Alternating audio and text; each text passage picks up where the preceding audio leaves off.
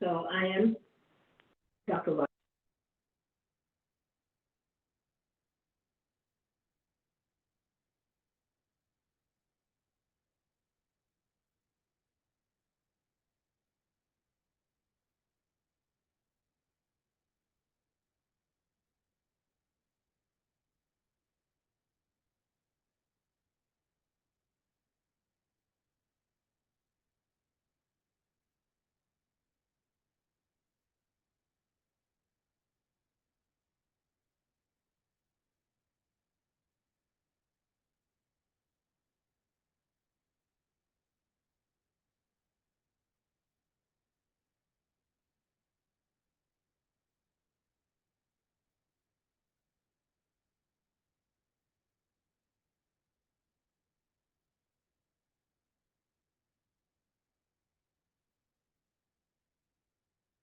They can't hear you.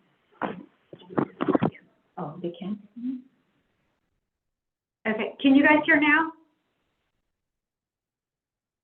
Perfect. Okay. Can you all hear me now? Yes, ma'am. Now we can. Yes, ma'am. Thank you. So once again, I'm Dr. Varma. I work with the Health Texas Medical Group, and I am currently working at the Hill Country Clinic here in Bernie.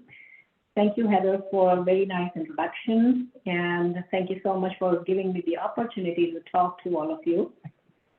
And I really appreciate your time as well. So we're going to discuss the topic of menopause, which is within the realm of women's health. And a lot of us, or many of us, have already been through the phases or going through it, what menopause is and different kinds of symptoms. And we are always puzzled about what actually menopause is. And there are thousands of questions that what one should be doing, how should be managing your symptoms, and what treatments are available. So I'm going to discuss all of this throughout my talk, and I do have the questions that I receive, and hopefully I'll be addressing all of those questions as I go through in my talk. So menopause. It's a normal aging process of a woman. It's a normal physiological change, and which is recognized by actually retrospectively after a woman has not had a period for 12 months. So this is a retrospective diagnosis. And this is a transition, normal transition from reproductive stage of life to non-reproductive stage of life. The median age of menopause is about 51.4 years, about 51 to 52 years. But the age of menopause for every woman is determined, predetermined genetically. So when you're born, it depends on how many eggs your ovary already has. That will determine the age of your menopause. Certain other factors like smoking and severe malnutrition may cause early menopause. So there are several stages of menopause or the woman's reproductive life that everybody goes through. So premenopause is a woman's entire reproductive life before the menopause hits. Now, before the actual menopause, there's a stage called premenopause. And that is recognized by short, irregular menstrual cycles. Irregularity, you skip one cycle 1 month and then you are regular for a few months, or cycles becoming heavy or very thin and light. And this phase may begin at least 5 to 10 years prior to the actual menopause.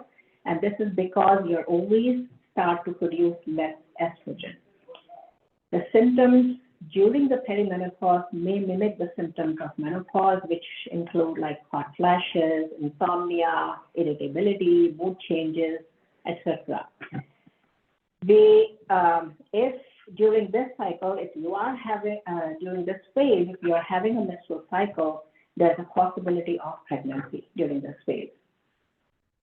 So menopause is marked by 12 months of missing the menstrual period or not having a period. So this is a diagnosis which is retrospectively made. Clinically, there are lots of changes in the hormone levels that people keep doing the tests and all, but the symptoms are the main things that determine whether you should be on a treatment or not. And this little graph here that I showed that just tells the level of estrogen, how it fades out and starts with your reproductive cycle and starts to fade out and completely gone at the end of the menopause.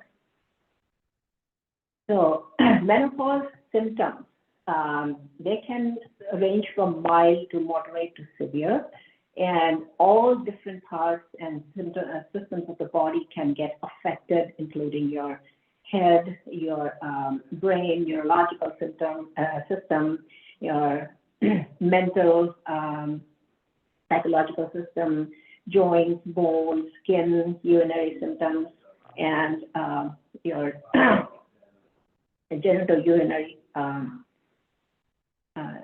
system.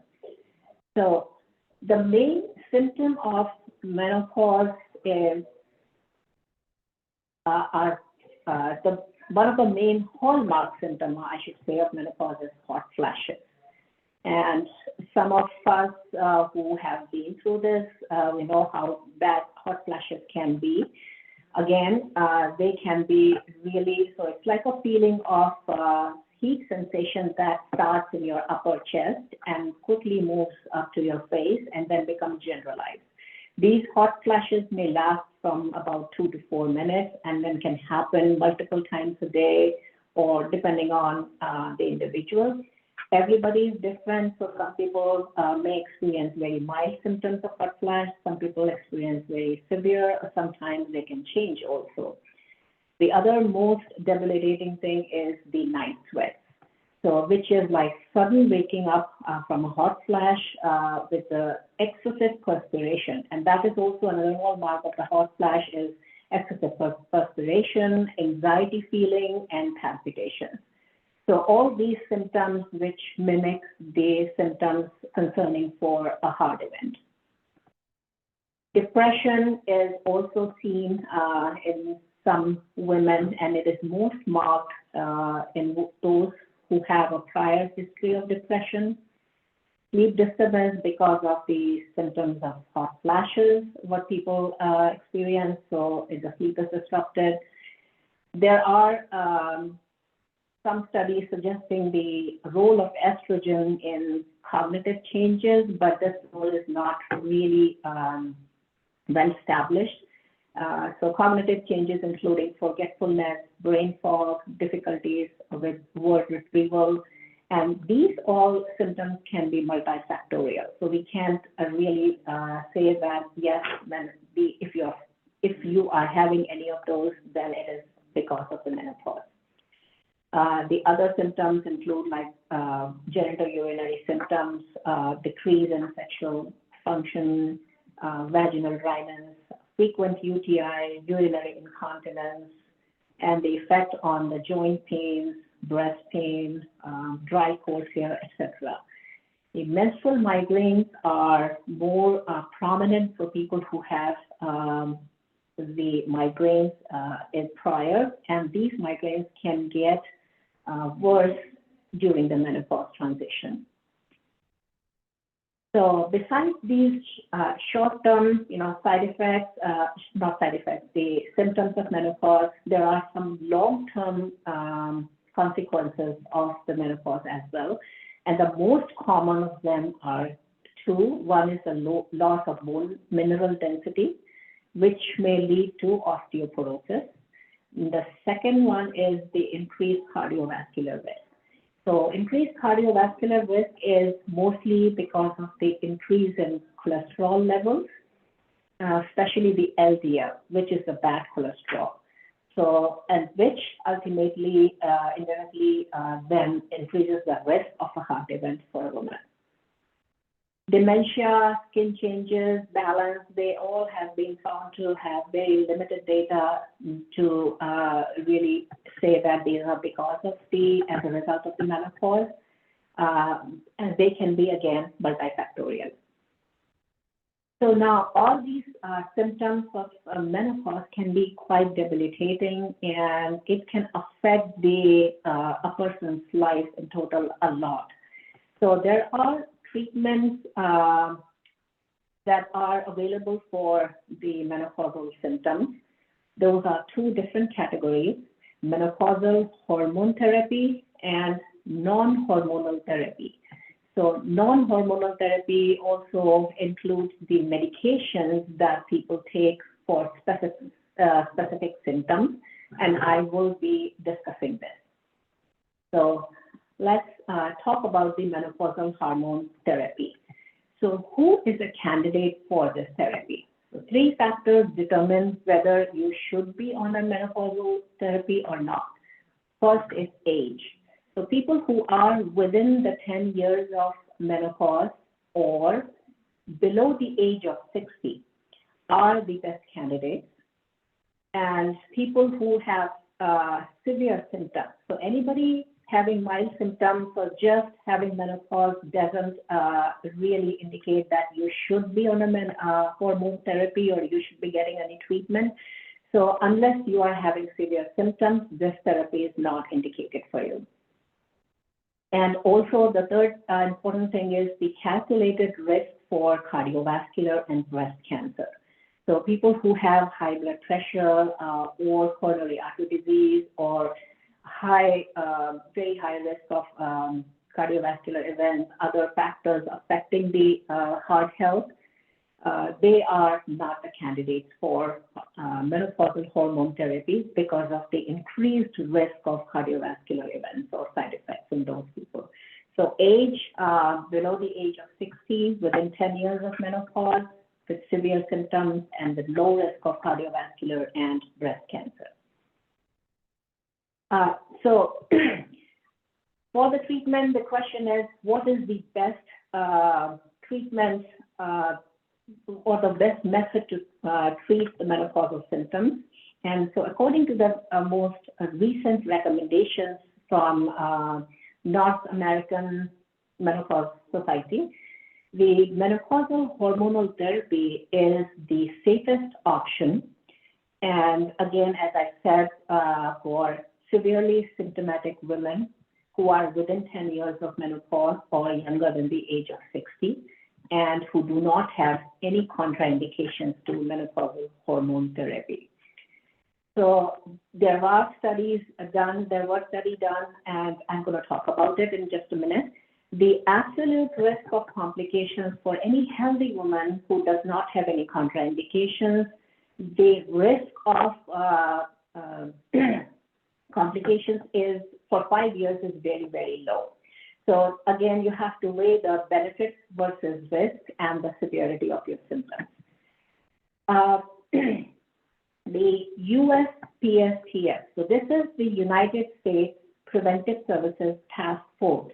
This agency makes all the recommendations based on the studies and data that all the doctors follow. So they do not recommend the menopausal, the start or use of hormonal therapy for prevention purposes. For example, if somebody has to have a hysterectomy, then it is not indicated that hysterectomy is not an indication to get started on hormonal therapy. It is not for the prevention of osteoporosis or dementia or any other symptoms. It is meant only for the treatment of the severe symptoms. So this study, people were using this, doctors were prescribing it, and people were using this hormone therapy quite a bit until in 2002, the Women's Health Initiative study was published, and this study showed adverse outcomes with hormone therapy. And this, the findings of this study with the adverse outcomes, including the cardiovascular risk, increase in the cardiovascular risk and stroke, breast cancer risk, and increase in the deep vein thrombosis or the blood clots in your legs. So this led to a significant decline in the use of hormone therapy for treatment of symptoms. And this decline actually had a significant impact on the people's or women's health and also the economic impact. So women between the age of 50 to 59 who are having the severe menopausal symptoms or flashes which mimic the symptoms of heart disease and other chronic conditions, they are most likely to seek the treatment for this, and so that as a result, the emergency room visits are increased to rule out the cardiovascular events or hospitalization. On the other hand, the women population in their 60s and 70s after this Women's Health Initiative study findings, who were previously considering hormonal therapy for any of their symptoms or for prevention of osteoporosis or breast cancer or cardiovascular disease, they stopped taking it. So that led to about a 4.4 billion decrease in expenditures in that population, whereas there was a 4.1 billion increase in the expenditure in the population ranging between 50 to 59.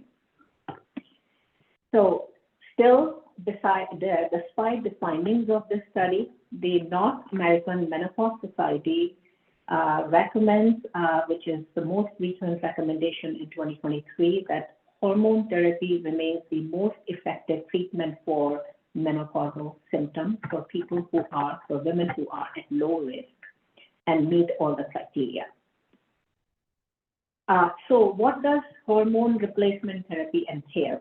So this hormone replacement therapy is basically the estradiol therapy, because your body does not have, your ovaries are not making estrogen. So this is the estrogen with or without a progestin. And there are several forms of estrogen that can be used, including oils, transdermal patches, topical vaginal gels, lotions, vaginal rings, any of those. And that can be used concomitantly with or without the progesterone.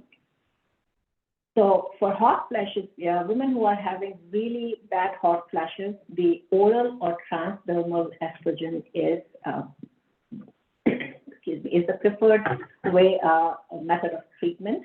And the choice of preparation and the dose is based completely upon the person itself. And so it's an individual preference, availability of the drug, and cost of the drug, if it is affordable or not. For the genitourinary symptoms like vaginal dryness, urinary incontinence, frequent urination, the topical form of the estradiol is most effective. So oral estradiol will not be much effective in these conditions. So what are the contraindications for oral estrogen? So who should not be taking an estrogen or estradiol pill? People who have hypertriglyceridemia. So in your cholesterol panel, when you take a look, there's a part of the cholesterol called triglycerides. So people who have high triglycerides, they should not be taking the oral estrogen. People with active gallbladder disease should not be on it. And of course, people with increased risk of blood clots or having a blood disorder like factor V Leiden, where they are more prone to get blood clots, they should not be on oral estrogen. People with increased risk or history of pulmonary embolism, they should not be on estrogen. Migraine headaches are not considered to be a contraindication for hormone replacement therapy. So whether with or without HORA, if you have migraine headaches, you can still be considered a candidate for hormone replacement therapy, especially the estradiol. So estradiols and estrogen actually, how it affects the uterus in people who have uterus is it increases the growth of the lining of the uterus, and that is called a condition is called endometrial hyperplasia. So, and that is responsible for sometimes postmenopausal bleeding if somebody is on this therapy with estradiol, and if they are not using progesterone. So progesterone not contradicts, but it kind of takes care of that endometrial hyperplasia by keeping the lining of your uterus thin. So that's why women who have intact uterus, they need to be on a progesterone hormone or progestin when they are taking estradiol or estrogen orally. So when people who are taking these hormone replacement therapies, there are certain preventive screening tests that they should be doing. And the most important is mammograms and breast exams. So you should make sure that you have annual mammograms, and you should be doing your self-breast exams to detect any lumps or masses or changes in your breast, any changes in the nipples, changes in the breast skin, size of the breast, any of those warrant an immediate mammograms as well. So the next thing is, once you get started on this hormonal therapy, how do you know when to stop and how long you should be on it? So this is basically individualized. Usual duration of therapy is about like 5 years. Most of the majority of the women, they stop this therapy within first 2 years, and the 40-45%, they stop within first 5 years. The use of estradiol beyond the age of 60 years is not really very highly recommended. So you have to weigh the risks versus benefits from this therapy. So that I recommend that you discuss with your doctor about the risks and benefits, and if it is really, really important for you to continue the therapy because you're having severe symptoms or other reasons. Very often we see that women who started on hormone replacement therapy, two scenarios. Either one is that they just continue and with the therapy even after like the age of 60, 65, and even beyond 70 without stopping because nobody asked them or told them to try stopping that. And the other scenario is the abrupt withdrawal. So you're on hormone replacement therapy for some reason, you change the PCP, you move to a different place, or your insurance didn't cover it anymore, and you stop taking the therapy. So this can result in the increase of or recurrence of the menopausal symptoms again, hot flashes, and that can also increase the doctor visits, ER visits, hospital visits, and seeking more treatment for all these symptoms. So my recommendation is you should, if you are on hormone replacement therapy, do not stop abruptly without consulting your primary care physician. And if you have been on it for 5 years, talk to your primary care physician about tapering the therapy and how to stop that. So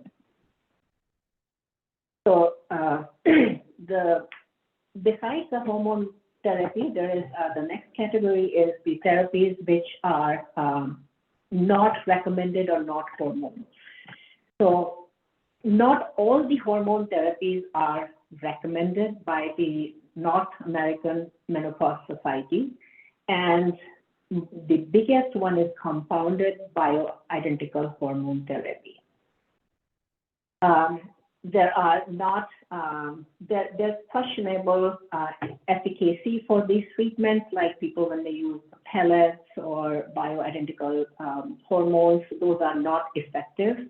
And the biggest reason that the Menopause Society, American College of Obstetrics and Gynecologists, and Endocrine Society, and also the North American Menopause Society do not recommend the use of custom compounded hormones, because these hormones are not under the regulation or under the regulatory insight for content, dose, quality, and sterility.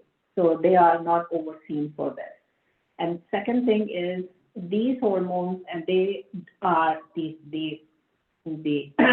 companies that make these, they are not required to include package inserts or standard warnings that all approved estrogens provide. So the risk of complications associated with this and the efficacy or the quality is not sure, and it's questionable.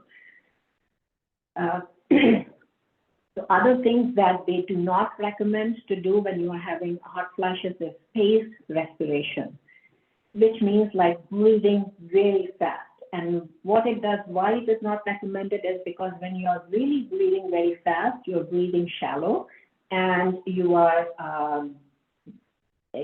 actually not getting enough oxygen, but just collecting carbon dioxide in your body, and that can lead to complication, and that can lead to an emergency room visit, leading to severe shortness of breath and other things.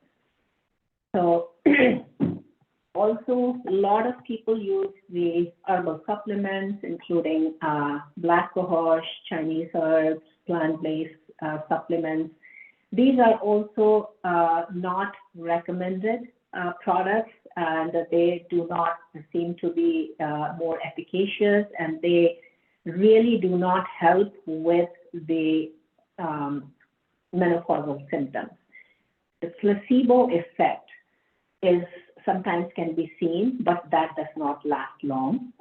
See, soy products and cannabinoids like the CBD oil, which is very common and very popular these days among patients, among people.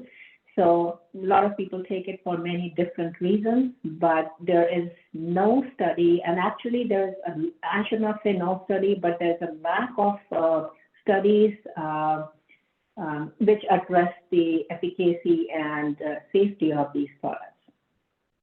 Acupuncture, primrose oil, flaxseed, a lot of things people try. Yes, if you feel okay and if you feel any difference, which can be a placebo effect too, it's okay to take it, but otherwise it just increases the cost and just more expense to take care of these symptoms.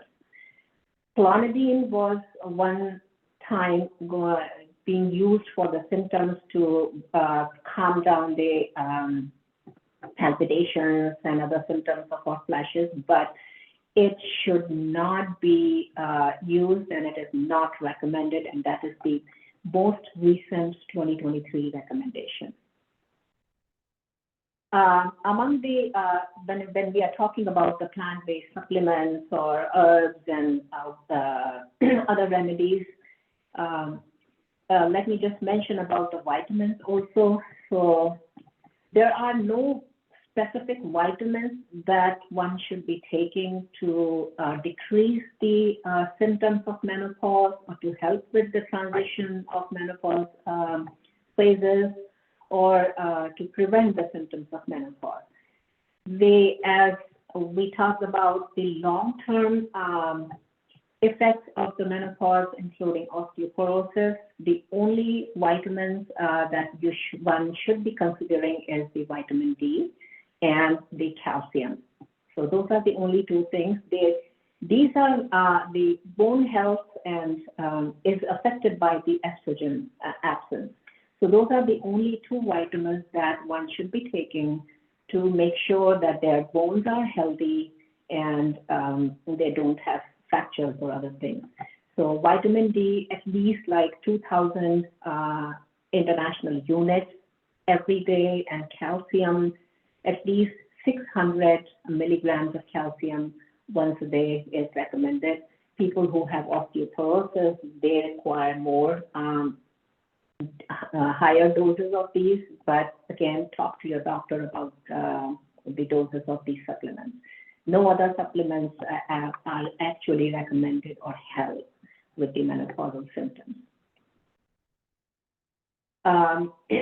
So for women who have contraindications to hormonal therapy, who have breast cancer, high risk of breast cancer, or increased risk of cardiovascular events, there are other treatments that are available that are more symptom-specific treatments. So one of them is cognitive behavioral therapy that can be utilized, although recent data has suggested that it is not useful at all. The SSRIs and SNRIs, these are the antidepressants, and the several antidepressants, including venlafaxine, which is Effexor, if you have heard of, the common name paroxetine or Paxil, citalopram or Celexa, these are commonly used to treat the symptoms of depression, especially people who are depressed and down and having anxiety or palpitations, and that can cause the limitations for them. But paroxetine, which is a very good one actually to control the symptoms, but it is contraindicated for women who are on tamoxifen for any reason. They should not be taking paroxetine. The other medications, symptom-specific medications, are oxybutynin. So this works on the bladder, and so women who are experiencing severe bladder incontinence or frequent urinary tract infections, this can be helpful for them. Gabapentin, this is an anti-epileptic class of medication. So this is really useful or helpful for women who are having mostly nighttime symptoms. So night sweats, this helps with that. The side effect of this medication is a little bit of drowsiness and fogginess, but so only women who are using just the nighttime symptoms, they can get much relief with this gabapentin. There's a new drug that is still in the clinical trial, phase 3 trial, fezolinetant, and that needs to be approved. But that we need to have the enough data and after phase 3 clinical trial to see what is the effectiveness and what are the side effects associated with it. There is another non-hormone medication. Some of you or whoever is from Europe, they may be familiar with a medication called Tibolone. This is actually a synthetic steroid, and that works indirectly to control the symptoms, but it is not recommended for hot flashes treatment because it increases the risk of stroke and breast cancer. So in the USA, we do not recommend this, and this is not used.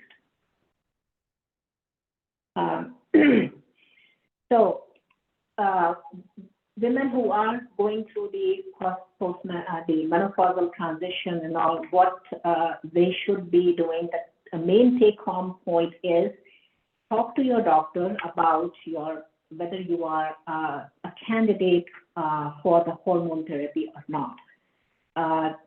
Talk to your doctor about the decision-making process depending on like if you are a high risk or low risk, and also like considering risk versus benefits from the therapy. Not everybody should go on this hormone replacement therapy. This is not for the prevention of osteoporosis or heart disease.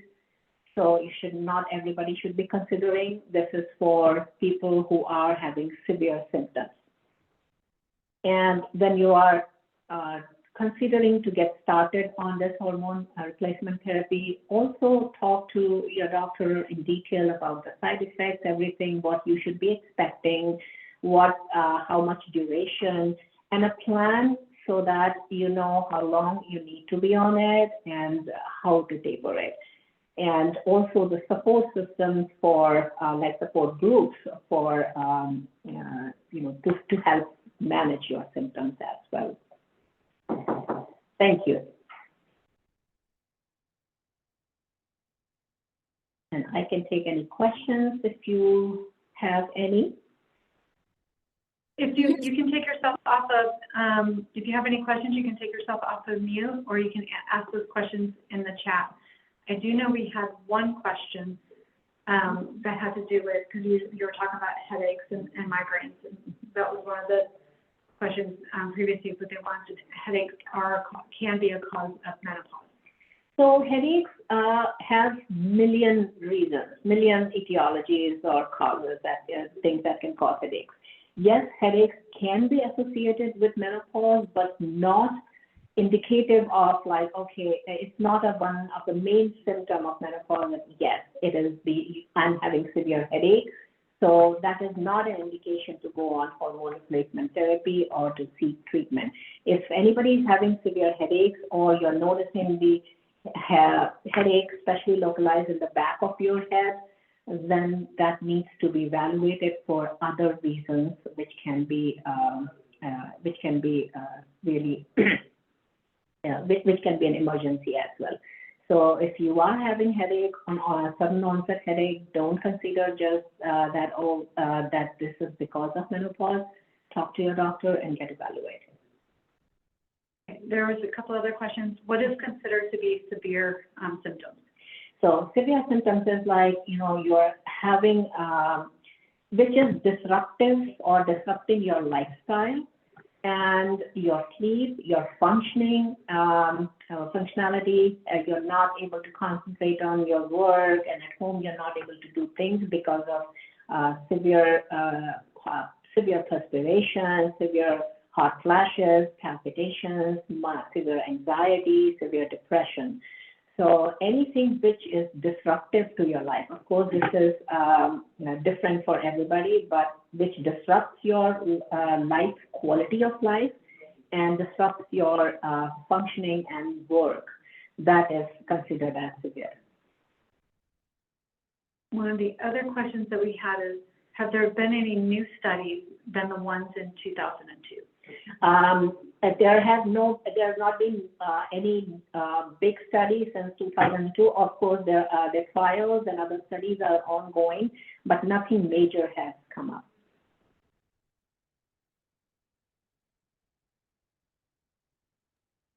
Are there any other questions? I think a lot of the questions that we did have before the presentation, I do believe Dr. Varma went over those during the presentation. But if you do have questions aside from those, I just have a quick comment. I'm sorry. I just had a quick comment. I think it's very interesting that in 21 years, there's not been any more menopausal studies for women's health, as opposed to the studies that they do for a lot of other things. Does that tell you anything, or do you have any input about the quality of women's health? So the studies, there are lots of studies ongoing, but as with regards to the hormone replacement therapy, that was the biggest one and with the most impact. A lot of studies, there are small studies that are ongoing or have been done, but the meta-analysis type of study is what is most important. And usually the meta-analysis or this like the Women Health Initiative studies, which the studies last for about like 10 to 15 years, because short period of time you don't get enough data. So it usually takes time, and it has to take into account a lot of variables and confounding factors and everything before they can put out their outcomes. One of the other questions that we had is a primary doctor enough, or do we need to see a gynecologist? So I would say your primary doctor is enough if they feel comfortable prescribing you the hormones, yes.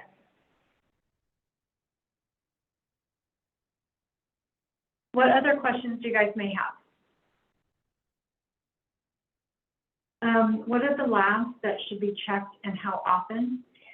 So the labs actually, most common reason for checking of the lab is when people are in transition between the perimenopause and menopause.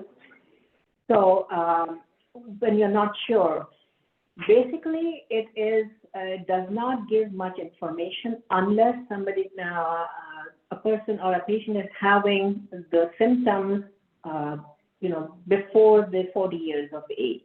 And there's a concern of premature ovarian failure or premature perimenopause or menopause. So usually I do not recommend, I do not tell everybody to check the lab. It is not going to tell you much.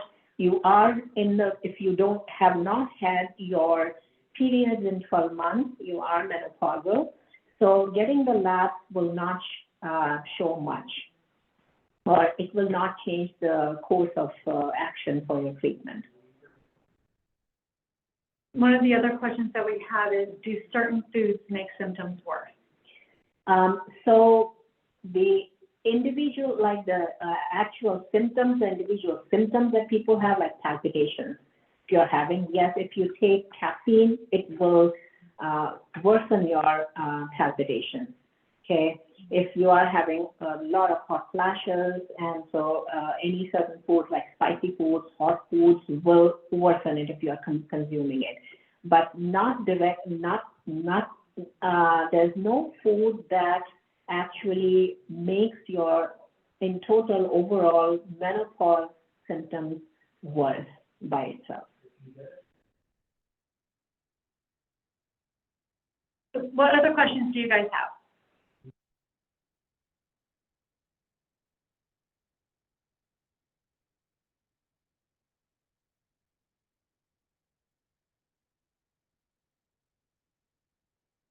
Okay, so if there are no more questions, then that's going to conclude our presentation today, and I greatly appreciate you guys joining us today.